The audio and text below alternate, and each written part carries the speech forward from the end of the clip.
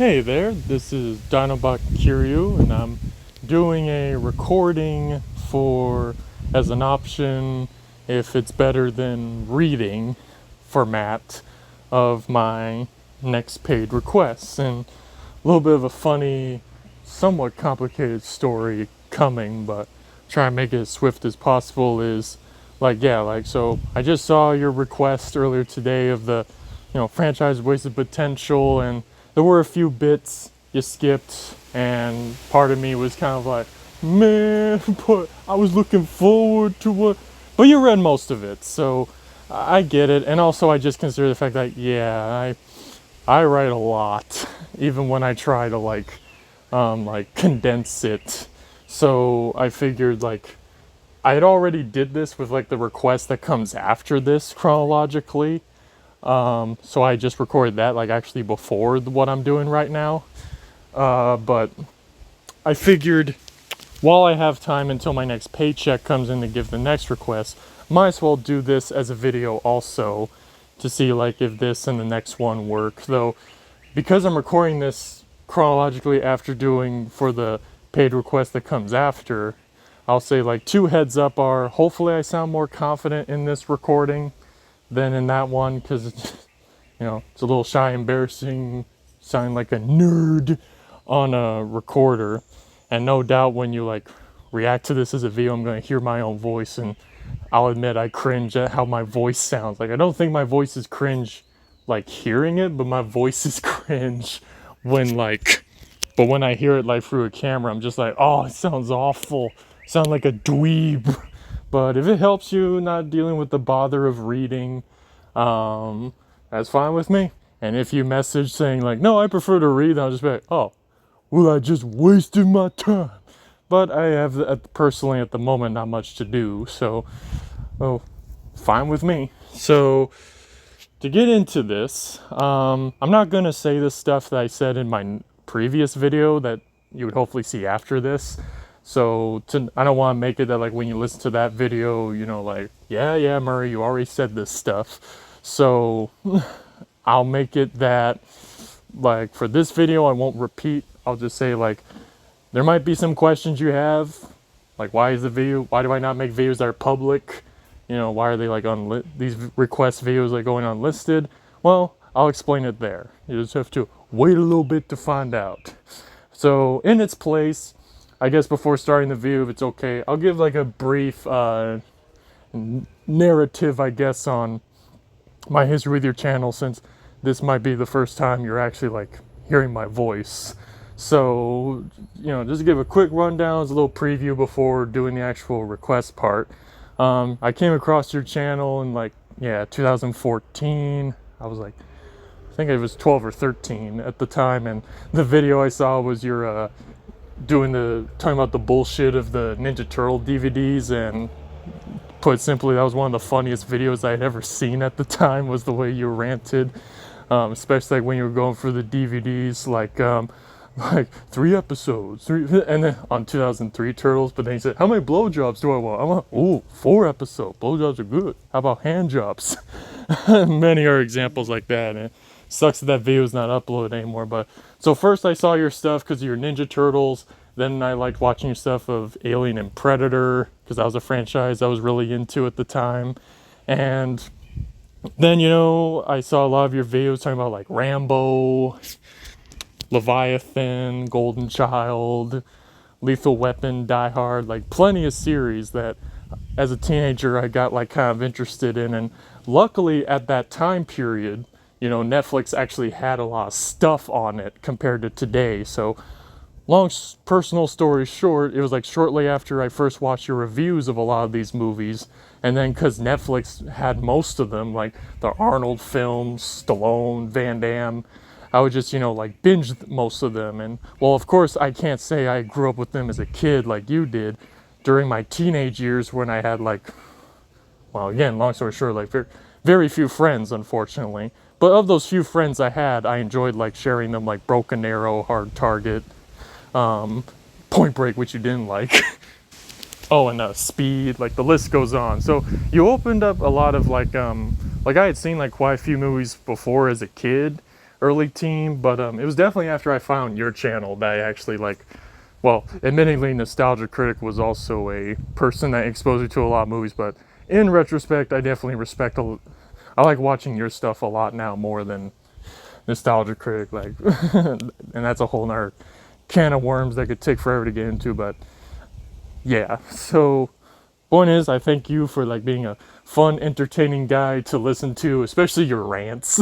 Your rants, and your rants are still fun now, but especially your rants back in the day, like The Dark Knight Pisses, Man of Steel Boner, Scary Movie 5, and the Bear film.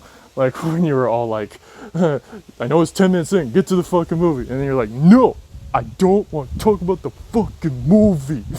Like that shit would just make me laugh, like when, like let's say on like a road trip taking forever and I need something to listen to, your rants were entertaining, or I'm sitting down working on like a large ass school project at home and I would listen to like your rants while I'm like doing homework, so that way it's like give me something to distract a bit while finishing. So yeah, like you weren't there personally obviously, but you were still like a fun guy. You've always been a fun guy to like listen to, even if I don't always agree on your opinions, which, you know, everyone has different opinions. Like off the top of my head, I like the first Alien vs. Predator. You don't. TMNT, I'm mixed on it too, but I like it a bit more. What else? I like the Millennium Godzilla movies a lot, not just GMK. And you know, you had flaws with all of them, and I just understand at the end of the day, you know, like different tastes. Oh yeah, and like I said, I did like Point Break you did, and Face Off I liked. But at the end of the day, you know, it's whatever. Like, it's like, I've learned over the years to not get so butthurt if someone disagrees with an opinion. And though, at least for a while, I'm not going to give any more requests of shows that I hold dear, because I understand that both Primeval and Transformers Animated didn't do it for you. And I tried, and I just accepting the idea of like, well, I tried. Maybe one day I'll give a request for a show and you're like, holy shit, this was awesome. A guy can dream. But it's almost like this guy I know in the library who I've tried to share stuff to him and he's just like, nah. but enough about that. And also like give you a good, like, fair compliment is like, most YouTubers that I've known as like a kid and teenager, like with some exceptions, like most of them today kind of come off as more of like a sellout. Like YouTube either bought them out or they just signed a deal, or, and I'm just like, yeah, like without saying specific names, I'm like, yeah, some channels are still honest and feel like, you know, these content creators do it for the passion.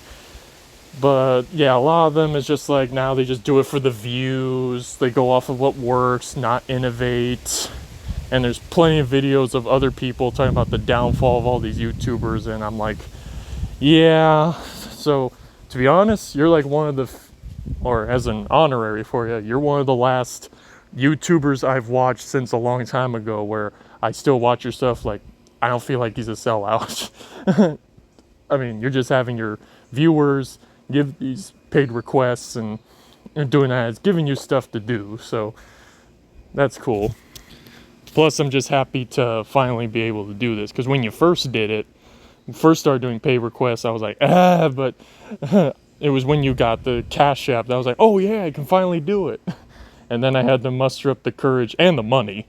The courage just be like, oh, but what if he doesn't like what I send? I'm just like, you know what? Just, you know, personal preference of what I share to give a look at. And it still feels good overall. And even though these videos, like, you know, like I don't see many YouTube comments on these videos of other people saying what they think of what I'm showing, you know what? It is what it is. I appreciate some intake from people that I kind of know a little bit, rather than just like random strangers if at the end of the day they don't give a shit.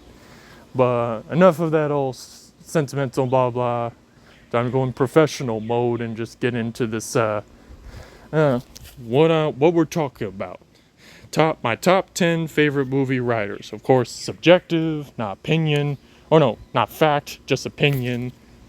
And I wish I could talk as smoothly in voice as I do writing, because like my writing language is professional, but my actual like voicing to people, I'm just like oh yeah, and I'll say the same thing here as I said in the video you'll hopefully see for the next request after. It's like, you don't have to like give the link to the video, because at the end of the day, again, I don't care. Like, because I feel like not many people are gonna reply or comment anyway. So you can if you want, but if you want to keep it simple, I would say you don't have to. If anyone's gonna leave comments, they can just be here, and I'm okay with this being unlisted. And if you want, you can show the footage for anyone who wants to read it. But again, like, well, probably you should, so that way some people have something to look at, other than hearing our two voices and your face. Not that you look ugly, but sorry. Just give them a view. Anyway, I'm gonna try with this one to just read off of it for the most part, so it's not so like sloppy like the one you might hear after this. But that next one was like more unfinished. This one I did finish, but I'm leaving as an option. So, top 10 favorite movie writers. Like, a year ago I made a robust document about my personal favorite movie composers. This is in a sense my spiritual successor to that request and document, now leaning towards appreciating the art of film writing. It was as a preteen that I began to pay attention to the names of actors and then directors, while composers and writers are a more recent nerdy investment to figure out who composed / wrote what. It dawned on me since 2018 to today that while talented directors are a big part to solid movies made, at the root of it all, what is most needed? A good story with good dialogue and a well-rounded screenplay. I have picked up on the fact that, unfortunately, writers do not receive the same respect and credit usually as the directors or some starring actors. In reality, I imagine it takes a lot of hard work to write an engaging script. A performance by an actor/actress is only as great as their written material. Celebrities in interviews I have seen, when asked to say something cool or funny, have usually had a hard time come up with anywhere as solid of on-the-fly response for a fan compared to rehearsal by a script by someone else writing in their career. But we can all agree someone like Robin Williams is the exception. He always has a good joke. I wanted to decipher who my personal favorite writers are by looking through some of my favorite movies of all time, figure out who wrote what, and doing my best to estimate who would go where. This list is even harder to make than the composer's one, because while with music, it can save a bad movie. So basically, like, like with composers, I can have like like there's plenty. If I'm engaged by the music, it's easy as that.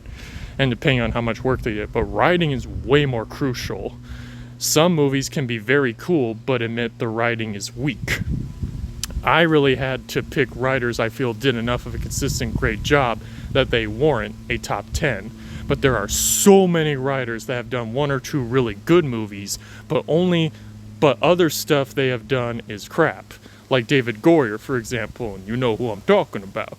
He did great with the first two Blade movies, but is nowhere close to my favorites because he did Blade Trinity, Batman Begins, which personally is not my favorite movie, Ghost Rider 2, I forgot what the tagline was called, but it was, Man of Steel Boner, Batman versus, or no, what'd you say in your rant? It was Butt Fuck versus Shithead, Dawn of Assholes, and Terminator Dark Fate. Hell nah. No way's that guy. I don't know what, like he did so good, but then I guess I did hear the behind the scenes of Blade Trinity, so I'll assume that's what happened to him. He just kind of like snapped and just lost his touch. And this list, of course, is my opinion. And I would love to hear not only Matt's personal favorites, but if there even is anyone who will leave a YouTube comment on this, I'm curious what they would say their favorite writers are. These writers deserve kudos. These picked writers are a fun way to show what kind of people I am into and the writing style that I most lean towards. As an unofficial writer myself, I relate to the struggles ignore that. Struggles with writing ideas versus fleshing them out. Personally, I can only go so far, but I did in 2021 manage to write I forgot to put how many, let's just say my personal fanfic work for Zootopia is actually 443 pages. Took 6 months to write. Pardon me as I flex. Oh wait, I just said that. But just because I wrote that doesn't mean like, oh, it's like flawless, perfect writing, like, like Academy Award. It's like, nah, I need to pay someone someday to see if they can second draft it to not be as what the fuck.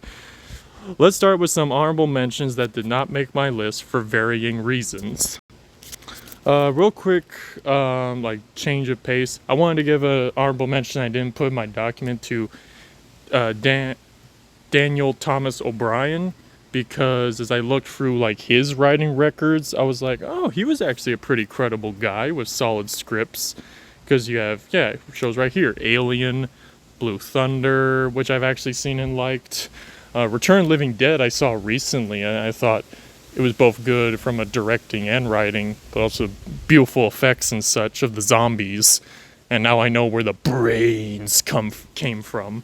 I haven't seen Life Force yet, or Invaders from Mars, but I did see Total Recall, and granted, he was only part of the writers, but I can definitely tell he probably wrote the more serious moments of that movie, while, somebody else probably wrote those great lines like, "You think this is the real Quaid? It is."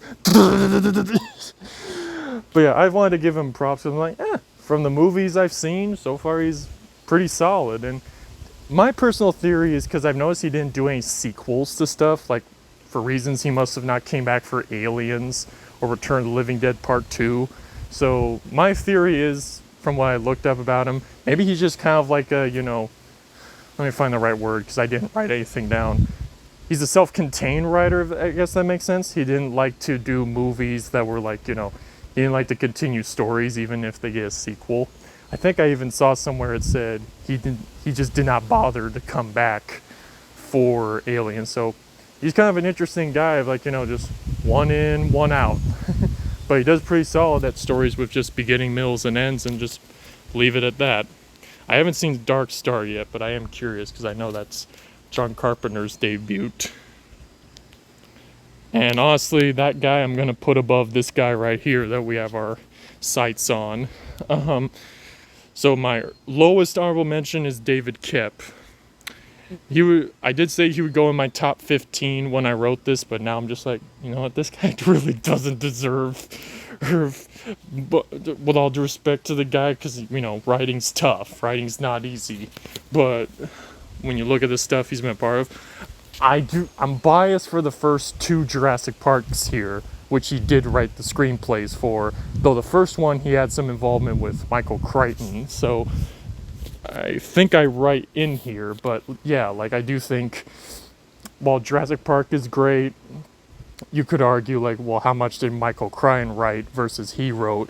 And The Lost World Jurassic Park is like, even though I like the film, you could easily point out lots of holes in the like the way the story, the characters and pace, was executed. So my argument is, well, we'll get to Michael Crichton soon, but yeah, like I do like some of the humor and some of the, drama and the action scene concepts, but then you're like, well, should that be given to the director for like how that's executed of the action? But you never know. But while I do have a soft spot for the first 2 Jurassic Parks, moving on, I'll just go off of what I wrote. Yeah, say he did really good with his first ever work, which was actually I Come in Peace, which I have seen with Dolph Lundgren. I come in peace. Ain't going in pieces, asshole. Yeah, let me just write it here. The writing for the first Mission Impossible, which he wrote for, Zathura, the movie related to Jumanji, those were okay. Most people would say Kingdom of the Crystal Skull was pretty bad. I would say it was just fine. The 2002, he did the first Spider-Man movie. He didn't come back for the sequels, but he wrote for the first Tobey Maguire Spider-Man, and, well, you did call that movie tongue-in-cheek. And I don't blame you, Matt. So, especially the great line, nope, I didn't quote it, but it was, oh, are you in or out, Spider-Man? It's you that's out, Gobby, out of your mind. Finish the prayer. Well, but then you could also argue maybe that's the direction of Sam Raimi. So it was just eh. And then this guy's also written most of his other stuff that I've seen and I'm aware of, because I'll try my best not to judge stuff that I haven't seen, but going off of a lot of reviews, I'm like, yeah, The Mummy with Tom Cruise, not very good. Indiana Jones and the Dial of Destiny, not very good. And yes, I will say with pride, as a big Jurassic Park fan, I have not seen Jurassic World Afterbirth, but to be perfectly honest, why should I? As a fan, I was so let down by Dominion that for me, when I saw the promotion for this film and early reviews, I'm all like, this movie's a big giant hunk of useless shit. And I will, in fact, I will blame David Koepp, because he's the one that said, well, dinosaurs would be boring, like being across the world, so I'm just going to put them back on a little island. I'm like, just when you thought this franchise couldn't get any more buried in the ground, when Dominion wasted so much potential, that I can't believe that David Koepp would actually sink it even more to 100% regress the plot progression of dinosaurs now across the world, and now we're back to freaking square one. And personally, there was like other ways you could have worked around it, like even if you just decided to have it that's on an island and dinosaurs are still across the world, but their primary dominance is on the equator area. But no, you just had to and the idea of no one cares about dinosaurs anymore, man, that's bullshit. Okay, like people and dinosaurs would hypothetically have only been around for like 30 years. They're still going to be exciting. I'm not going to get into that. Just, I personally despise the fact that Rebirth is such a generic, forgettable waste of a movie. And to me, it just leaves this movie did the crime for me as a fan of just for me personally now, because I grew up with those first 3 Jurassic Parks, and when Jurassic World first came out, I loved it. And then I was overall interested with Fallen Kingdom to see where it goes next. But Dominion, big letdown. And then this film looks like an even bigger letdown. That my attitude is, now I don't care when Jurassic Park 8 comes out. I don't care. That's not a big deal for some people who didn't care at this point. But for me as a fan, for 20 years of my life out of 25 or 21, 2 movies back to back that just shot my passion down. And yes, I do lean towards David Koepp because he's the guy that came up with that idea. So in my personal opinion, even though he did a few good and okay things and then some weak stuff, Rebirth, that just, you lost, for me, you lost everything. You lost all my credit, you lost all my kudos. Just, I can't believe you would do that. Really, man. And he probably doesn't care because he got a paycheck. But, he's making more money than either of us, so. But I would agree with some people that, David Koepp, he has, some credit as, being, one of the greatest writers in film history, one of the most sought after. I'm honestly, most of the writers I'm about to get into are way better than this guy, honestly. But anyway, so you can pause to say what you think about what I said about David Koepp. Okay, unpause. Michael Crichton. Now, I gotta give respect to this guy that, he founded one of my favorite franchises as a kid, Jurassic Park, and was very credible author of many other solid books in the latter 20th century. I also give him high respect for movies like 1984's Runaway, which, yes, I did see and I thought it was good. He was not only the writer of the original novel, but did the screenplay version and directed the film itself. Who better a person to adapt the book than the creator himself? I can't see anyone else who would be worthy. With all that said, I admit Crichton is someone I do highly respect, and rest in peace to the guy, and Robin Williams, which I said earlier. But I do see as more of a story writer than a character writer. I'll give a pause to see if that like makes sense. It should make sense, but like he has great ambitious story ideas, but the style is more for those into characters on an adventure more than about the characters themselves. I guess like the characters just play their part to move the story. But I still respect Crichton immensely, and sadly for me, not one I have seen and read enough to blow me away yet, character-wise. The stories are all excellent though, and in contrast to what I said about David Koepp, I suspect that he added the flavor for Jurassic Park, the original screenplay, and I think he could have come back to either co-write The Lost World, or you can say what you think, Matt, when I give you Matt, when I give you a pause, like how do you think it would have been if Michael Crichton had written The Lost World screenplay, like either by himself or with David Koepp? Because my personal argument, and I'm assuming most Jurassic Park fans, for all we know, maybe it would have been a better movie than the one we got. So give you a chance to pause and concur or not. Okay. Next up, John Carpenter, a brilliant man in horror, action, and humor. I also have no good reason, really, he's not in my top 10, but other than I just have weird other tastes for works that add a bit more character in areas, and I'm not always into horror, but I'm just saying he's one of the greatest in horror. And no, he didn't write for Starman, so I can't give him credit for that, unfortunately. But Starman was a very good story and music, not by him, but well directed by him. But I think he did do great with like They Live, The Fog.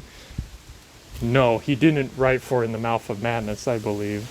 Shit, now I have to look back, because I thought he wrote for it, but now I'm like, was he, or did he write with that other guy? Which, weirdly enough, I looked up, the same guy I wrote for In the Mouth of Madness did Freddy's Dead, The Final Nightmare, which I'm like, I definitely wouldn't have suspected that. But I know he wrote for Escape from New York. I haven't seen Escape from LA yet, and the original Halloween. And yes, pretty much all those movies I did see, so I can judge it. Have not seen Assault on Precinct 13 yet, but I am interested. Black Moon Rising was weak though, and I've seen that. Because I think, like you said, when you reacted to the list of movies I've seen, I'm like, yeah, I think I agree. Like, the biggest problem is he didn't direct it, so it didn't have that same quality to it, I guess, of execution as his other ideas. But Carpenter was a man of vision and horror in ways only I feel Wes Craven came anywhere close to, not counting anyone related to horror action like Aliens and Predator. His concepts from 76 to 94 were generally all solid.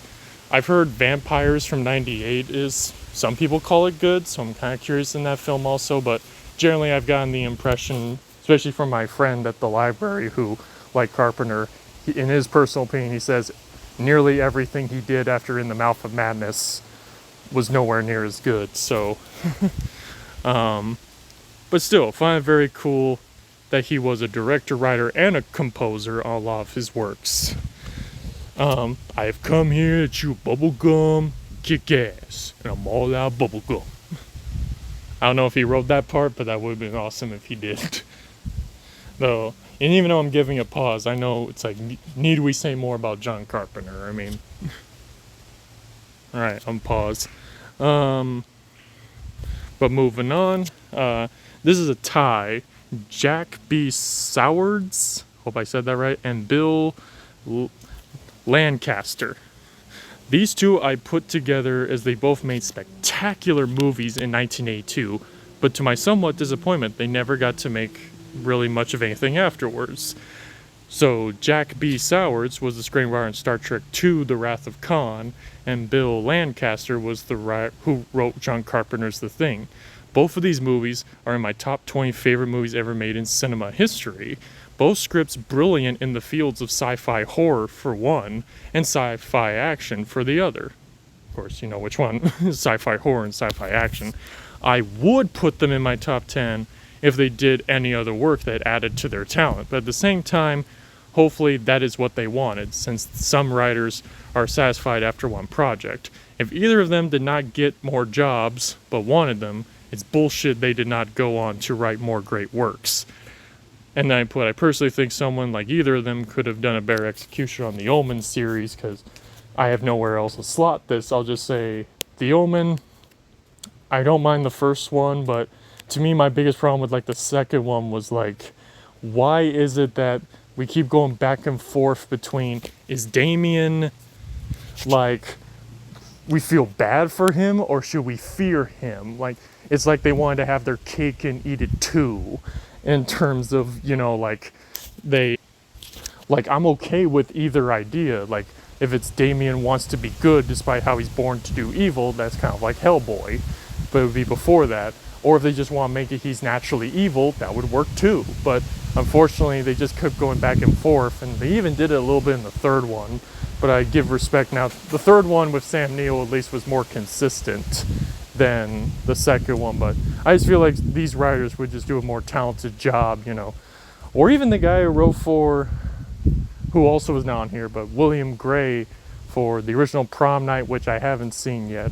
But The Changeling with George C. Scott, I did see it and I really liked. So any of these writers, and William Gray, he would be in our honorable mention though. He was also a writer on Black Moon Rising, so, but maybe that's more of the director's fault of execution, so. But yeah, I hope it makes sense that it's so hard to judge someone who did one amazing script, because, you know, for all I know, they could have written another thing and that was not very good. So it's like hard for me to like, how good is it compared to this person who wrote like 5 great movies, or someone that, but I do think at least these two got to give us 2 spectacular movies, coincidentally in the same year. So I'll give you a pause to say what you think about those two.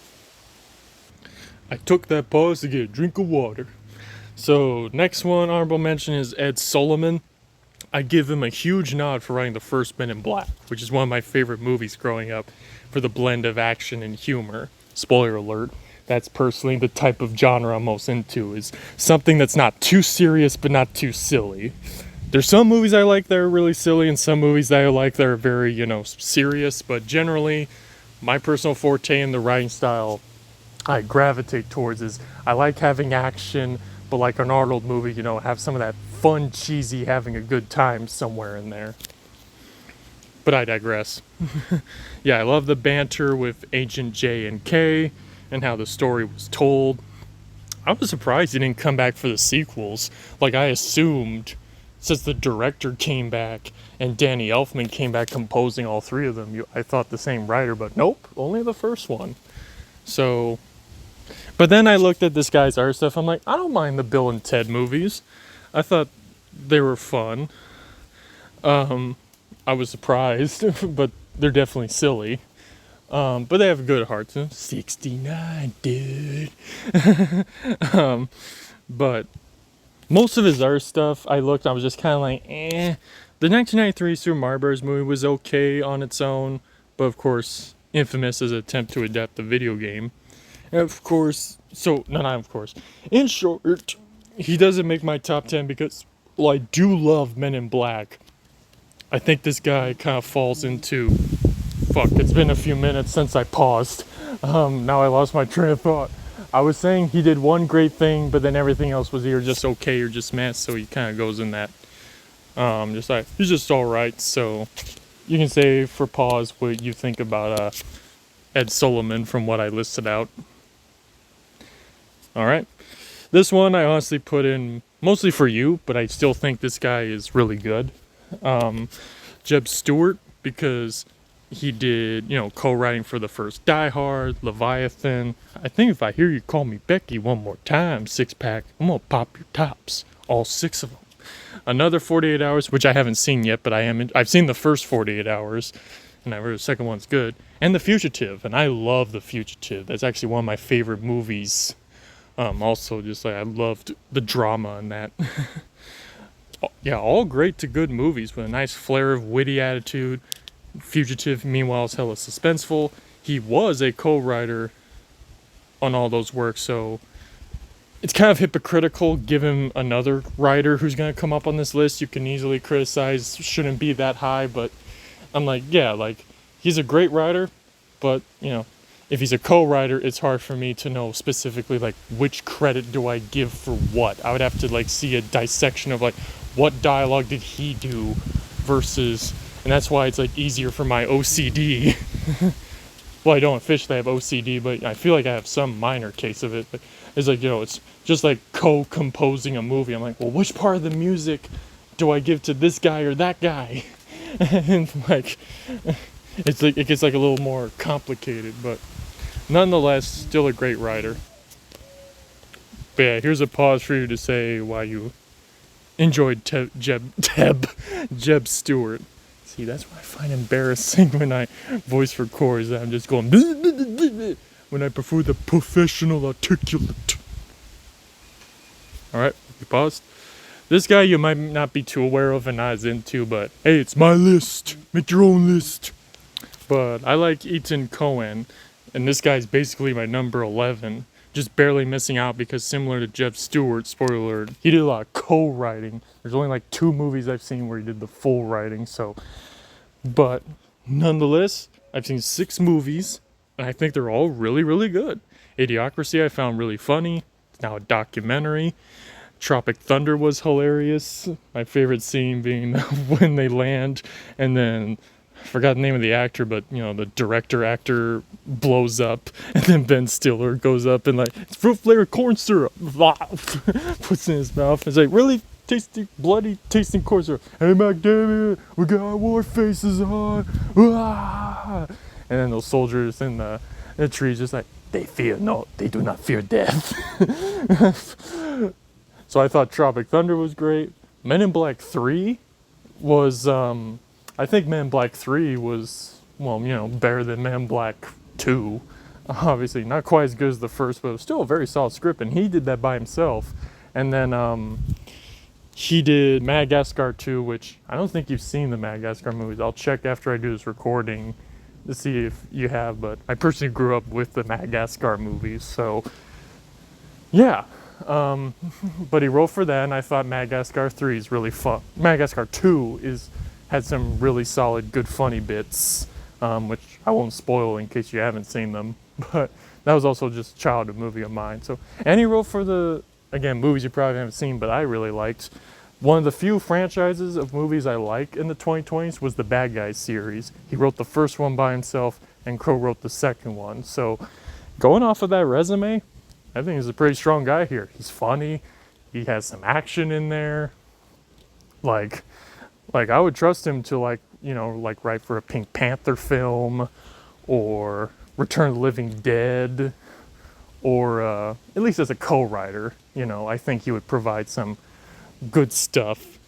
Like I gave a whole list of personal things that I would be happy if Ian Coen got to write for, but I know you've seen Idiocracy and Tropic Thunder and Men in Black 3 at least, so if you pause, you can at least say what you recall of his writing, going off of those movies. Unpause. Now on to my top 10. This one I'm going to be very straightforward because, again, I picked this guy because I grew up with the Madagascar movies as a kid, so. And this Eric Darnell, he's the only guy who wrote for all 3 of them, so I'm going to give him the credit for the fact that, for all 3 movies, the characters were mostly consistent. They all had that, blend of funny, but had some heart. So for me personally, I'm like, since he did all 3, I'm going to say he had the charm, he had the touch, he knew the characters enough to keep coming back for all 3. And if they did like a sequel to Disney's Robin Hood, like if they did a direct-to-DVD sequel to Robin Hood, I think this guy would be able to, write like a really solid, adventure story with like, some humor in there, but also mixed with, heartwarming character bits. So he gets credit just for the fact that, those are some childhood favorite movies of mine, and they were consistent. I thought all 3 were good. So I don't expect you to say much if you haven't seen Madagascar, so I'm not even gonna make it that you have to pause for him. Though you can pause if you've actually seen at least one of them. But, and again, if you didn't care for them, then just keep in mind, I was a kid when I saw them, so of course I have that soft spot. So moving on to number 9. Oh, and I think if you do like them, hopefully you'll be open to the idea of, like, I think he would have done good writing for the later Ninja Turtle movies. At least better than, Michael Bay shit. But anyway, number 9, Chris Sanders. He's a co-writer on the original Mulan, co-writer and director for the first Lilo and Stitch, the first How to Train Your Dragon, and The Croods, then the sole writer and director of The Wild Robot. This man, I think, is a stellar mix of action and emotion. Each of these movies, from Mulan to I said Mulan and Wild Robot are my favorite works he has been attached to. All great blends of suspense, personal character conflict, and their decisions driving the main story. Mulan was one of my favorite movies growing up as a kid, and Wild Robot is my single favorite movie to come out in the 2020s. Because as you see there, I say I don't care for 90, not even 95, I'm going to say like 98% of movies that come out this decade. I would rank it then Lilo and Stitch is the third best he did. Then How to Train Your Dragon, the first one. Then The Croods.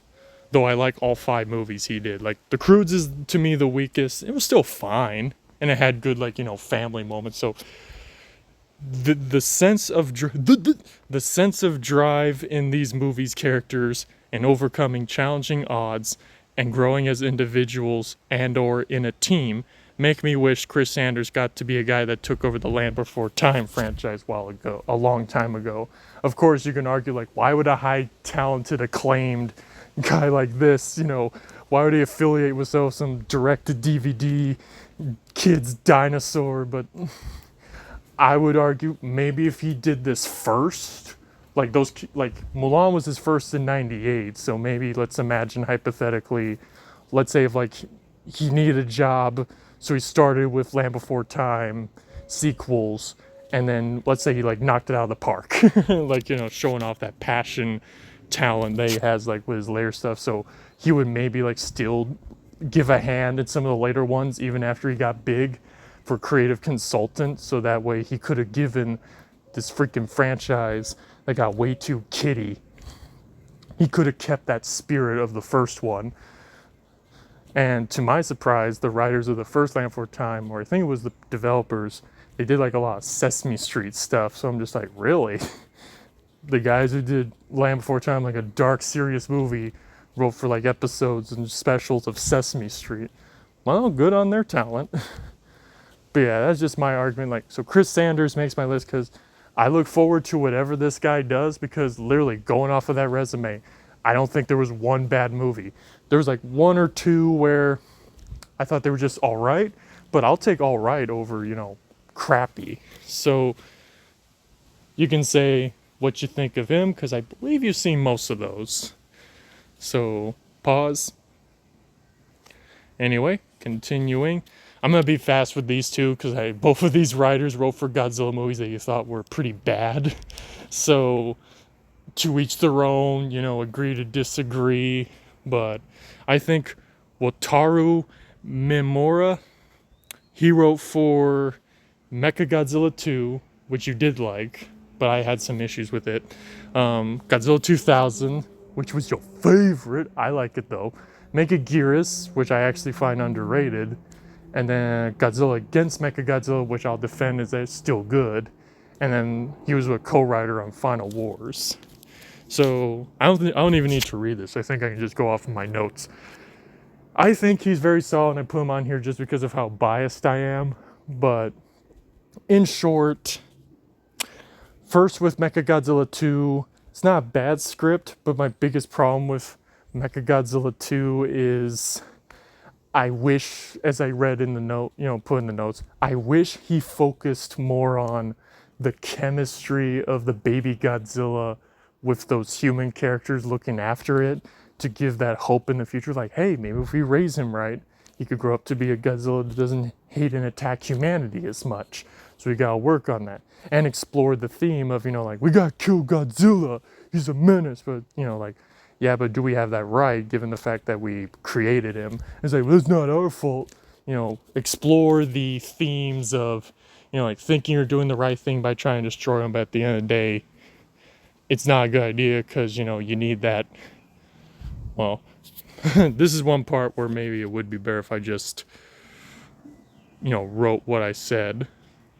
Oh shit, I didn't even write anything. I think it was in the earth thing, but point is, explore that dilemma of, like, some people who have a grudge against Godzilla working on Mechagodzilla, but you would have others defending, like, Godzilla's a force of nature. You can't just punch a tornado.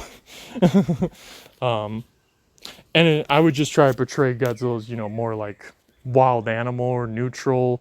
Though I do get that, like, yeah, like Godzilla in the Heisei 90s movies, he was kind of a jerk sometimes. Though I think he was fine in this movie, though. He was just angry because they took his kid. So that's, makes a little more sense to be angry and come on land.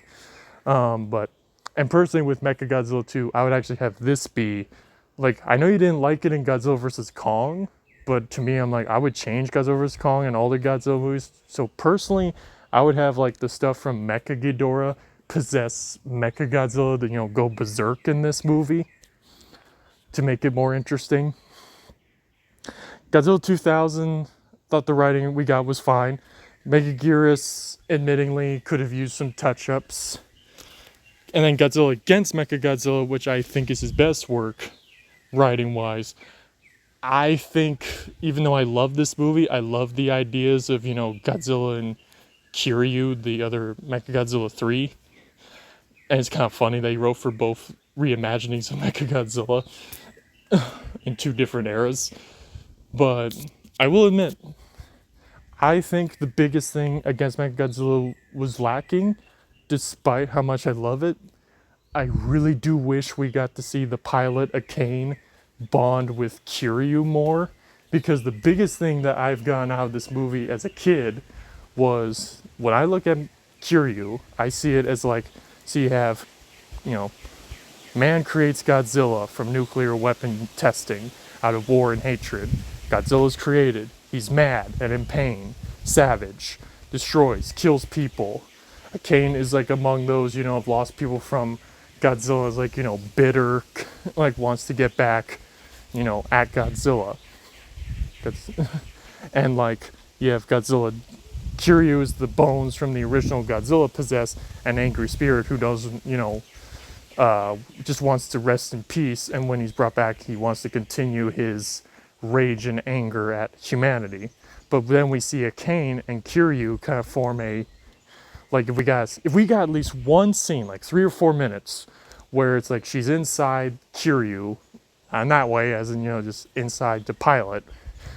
Imagine, like, we have this scene where they're kind of like spiritually bonding with each other, and it's like, oh, we see it that, Kiryu's angry at humanity, but the spirit now understands what Akane's gone through of losing people she loved to Godzilla, and she can understand now, like, how when he was just like, before mutation, may have had like a family of reptiles and stuff and lost them to the nuclear testing while he was mutated. So you have that, the two different sides come together, not in love like Romeo and Juliet cheesy. I just mean like, two sides of the war finally seeing, eye to eye and working together to, like, let's end the war, let's end the conflict by just stopping Godzilla from attacking and rest in the sea.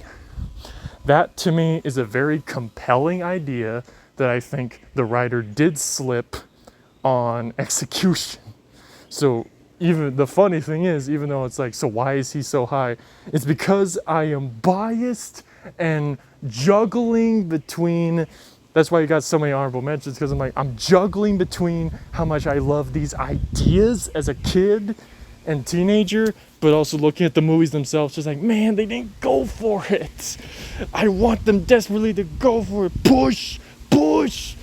And I would look at this guy, it's like, man, you twice in a row, you could have pulled in like this huge, compelling, like, deep and you're on the surface, like you just started digging to get the arc of a rich story, and then either you just gave up or you just didn't know how further to go with it, or studio interference. Oh, if only I was there. Like, I know I'm not a great writer, but I would love it if I was there to like just go like, okay, here's the idea, boom, so it like captivates people. But I just read it that way. So he's up here only because of like those really strong ideas, and also he did write for Final Wars, which is the most entertaining movie I've ever seen in my life. So of course he gotta get props for that. You can pause if you want to say how much of a terrible writer he is, but for me, I'm just gonna be like, the potential though. And here's the other one, Kazuki Amori. Biollante I defend as, I think that is a great story. I think it's one of the best, most like interesting stories of any Godzilla movie ever made. I love the scientist feels bad working on these Godzilla cells and what could come out of doing the Godzilla cells. But then, in the lab accident, his daughter dies, tries to bring her back, but he can't. Brings her back, but like not how ideally. And I don't know, I just feel like that was a very compelling story. And I love it when a Godzilla movie was able to grab me, because not many Godzilla movies do it. And this is coming from a Godzilla fan. Not many Godzilla movies achieve in making as compelling of human characters along with the monster stuff. The only ones that do it, in my opinion, are the original Monster Zero, Terror of Mechagodzilla, this movie, GMK, and agree to disagree. I think Godzilla against Mechagodzilla had good human characters go along with the monster. And then -1, obviously. In my opinion, those are the only Godzilla movies that there's so little. Well, 7 is a lot in most franchises, but when you have 38 movies, it's like, yeah, most of our Godzilla movies, the human characters are just kind of bland. With like an exception here and there. I mean, the Final Wars characters are fun, but I can't say they're compelling. But they are memorable. In my opinion, this was just a solid. I see Kazuki Amori as like very artistic and ambitious, at least going off Biollante. But then he directed and wrote Biollante, and then he came back for King Ghidorah next. And they, the studio said make it like Terminator 2 and Back to the Future 2. Because Back to the Future 2 had beaten Godzilla vs. Biollante at the box office. So, do a time travel story. And I'm going to see if I can describe the story I wanted to describe here. Because basically, Godzilla fans can agree, the time travel story was hella sloppy. Some argue it's a time loop. Others argue it's a change. Even I, as a hardcore fan, cannot 100% figure it out. And those who can, they just got very even nerdier, higher IQs than us to say that, oh, I understand perfectly. You're just not evolved enough. I personally feel like, because I admit you did, Matt, kind of skip over this part when you were reading. So I'm going to describe it here to make up for it. And then being an ass like, okay, Skip. And I'm just like, man, what do I gotta do to have you hear this idea? But again, as I said in the beginning, I understand it was a lot. It was a lot to read in the last request. But if I get to say it here, it would be made up for. That like, my argument is, I think a way more interesting idea of a Godzilla vs. King Ghidorah draft would be you have the aliens living on their planet. King Ghidorah comes, ravaging their planet.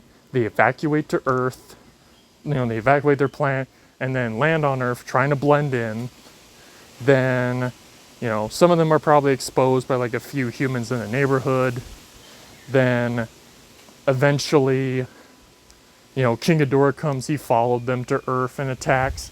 And of course, naturally, lots of humans would be pissed, like, you led this planet-destroying creature right to our home when your planet couldn't fend off.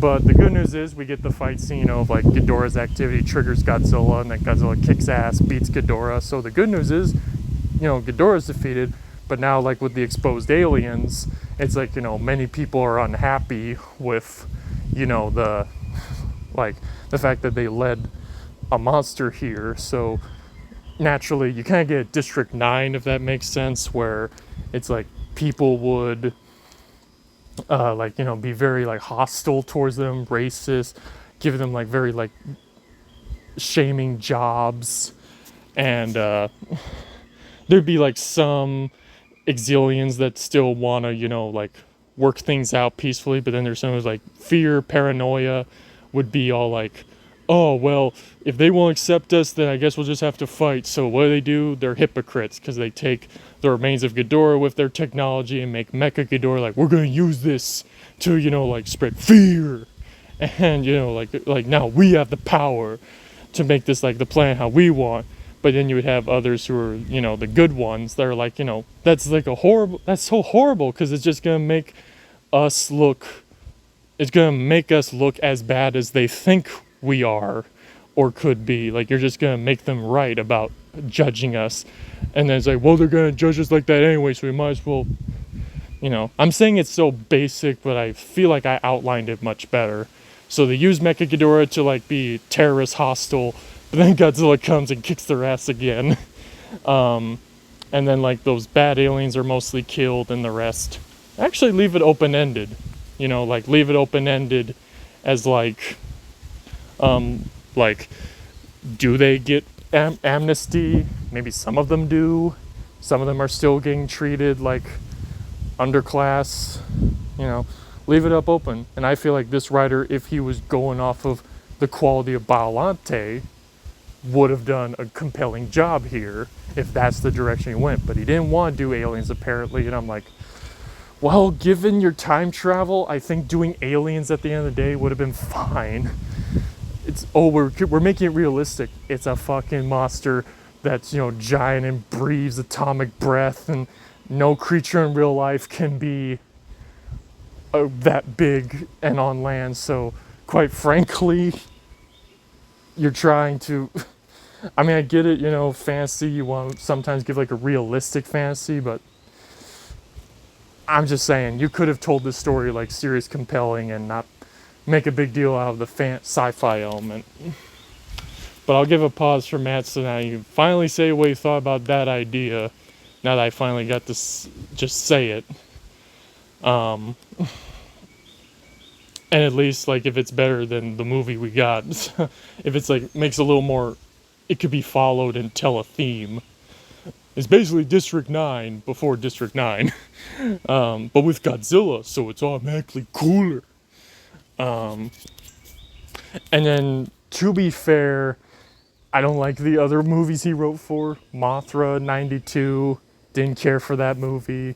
And then he came back for Destroya, apparently, and, well, there was some good stuff in Destroya, but I don't think you skipped over this part too much. No, you did.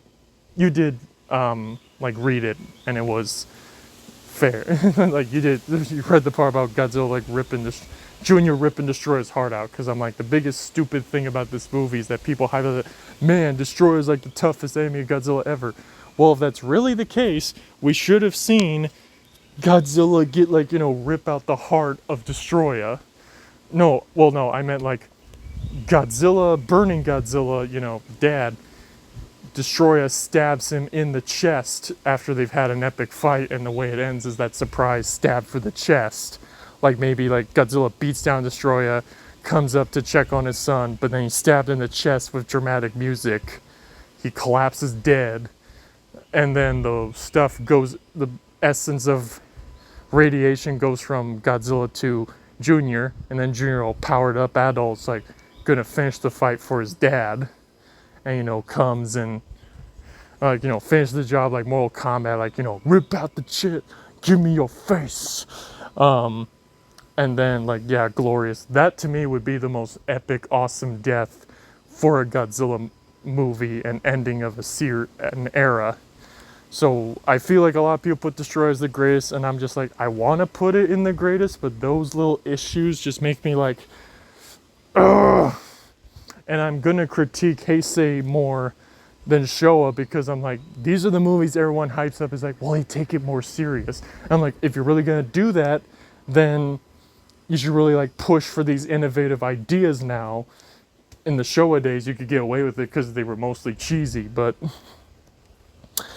yeah, like, and I know it sounds hypocrite because I was just complaining that they want to take it seriously.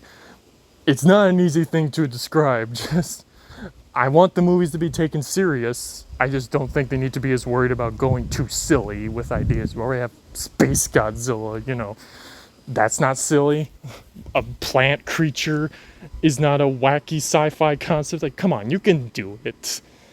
That's what I was trying to say earlier. So I wouldn't be surprised if Matt's looking just like, these two writers sound like they don't deserve to be in the top 10. I'm like, yeah, they don't. It's just because of my bias as a Godzilla fan that I felt like, man, I needed to talk about these things where I'm just like, man, why didn't they push for more innovative ideas, but they have good ideas in them? You don't need to pause. You probably already have. So. To keep pacing, moving along. Number 6, Nicholas Meyer. Here is someone I am not as ashamed to have. This is a guy I admire when he took over Star Trek with Wrath of Khan. Apparently he was the director, not a co-writer. He was not already into the franchise, but put the hard work in doing his research to turn out a good project in the end. He went on to be a co-writer for Star Trek IV and both a co-writer and the full director of Star Trek VI. He had some involvement with the 3 best Star Trek movies. I think he also blends perfectly the elements of action with some story and character themes, going off just Voyage Home and Undiscovered Country. There's good humor, smooth pacing, and solid nods to saving the environment in Voyage Home and settling war feuds in Undiscovered Country. This guy, I would want to touch my personal favorite franchise to see what he would do with that attitude of research the source material, if not already into it. Because I gave Matt a request, last year of to say what if Nicholas Meyer was a director, and I meant to say a director and writer on Godzilla 2014. Because I'm just gonna say he would have done a way better job. In the end, on the writing department. What if he did the later Transformer movies? Or to begin with, but like at least when they got really bad, like Age of Extinction. Of course, you go like, why would Nicholas Meyer ever do it? Hey, if either he needed a job or he had ideas to. But of course, the studios. This is more of a fantasy because, yeah, realistically, modern Hollywood would not hire him because, he's too articulate, he's too professional, he's too, artsy. We don't want artsy, we just want money.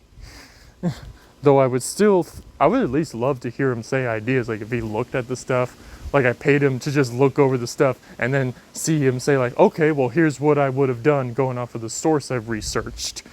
Maybe with a co-writer who knows Transformers helping him out. And then and doing Jurassic Park. What if he did the Jurassic World movies writing? I personally think he would have done a way better damn job than Colin Trevorrow. And I won't be so mad at the guy who did just Jurassic World and Fallen Kingdom, but Dominion onwards, yeah. But yeah, keep it short. I think Nicholas Meyer deserved way more jobs. I think he did great with Star Trek. And, who knows, maybe he would have done terrible with those other franchises, but I'd rather see it than not see it. And there's a few other works that I mentioned that would have been great to see him do. And if you can think of a franchise you would have been curious to see Meyer touch, I'll definitely be curious. I'm not sure if he would work for Rambo, but maybe Ninja Turtles. But I'm definitely thinking of something like... No, I shouldn't. I shouldn't say something more adult. I'm like, yeah, Transformers for adults. Yeah. I'm biased. I think I made my point. Just, he does a good blend of action with, a story and theme surrounding it. So that's why he gets big thumbs up for me. And I think he deserves to be up there with Quentin Tarantino, Martin Scorsese, acclaimed directors and writers. And it sucks they didn't get that. Here's the guy that both deserves to be on the list, but also doesn't because of his later works. But I can't help it. I love those works that he did like up until like at least 1988, from like 82 to 88. Stephen E. D. Souza. I love him for his writing on 48 Hours, Commando, The Running Man, the first Die Hard, and also the second Die Hard. And now I'm drawing a blank. I'm like, he did write something else, right? 48 Hours, Commando, Running Man, first Die Hard, Die Hard 2. Then there's his later stuff. I think those are all the big things he did. He did write Commando and The Running Man by himself, so that's why I'm giving him the credit. Because, as you see here, I put like a list of, oh, and there you are right there, saying, like, sounds good, but I need a bit of specific. But yeah, as you can see here, I put all the quotes that I love from Commando and The Running Man, like, don't disturb my friend, he's dead tired. You're a funny guy, Sully. I like you. That's why I'm gonna kill you last. Here's Sub-Zero. Now Plan Zero. Because I'm... Why should I go with you? Because I'm going to say, please. Lifts up the bed. I forgot what the name of the chainsaw guy was, but it was like, what happened to him? He had to split. And then when sees that really silly looking guy with the lights on, like, hey, Christmas tree. And then when the camera's following, I think, follow me like Bob. You cold-blooded bastard, I'll tell you what I think of it. I live to see you eat that contract, but I hope you leave enough room for my fist, because I'm going to ram it into your stomach and break your goddamn spine. And then, drop dead. I don't do requests. Yeah, that stuff is just fun, and I wish I could see more action movies these days have that vibrant charm of the 80s and 90s.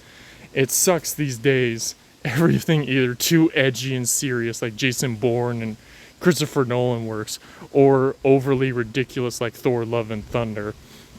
I want what Steven Souza did, a 50-50 blend of seriousness with a spark of fun for the experience. He's another guy I would hire personally to assist write for any works I have to give the fun flair to in the characters, especially one-liners. Granted, I hear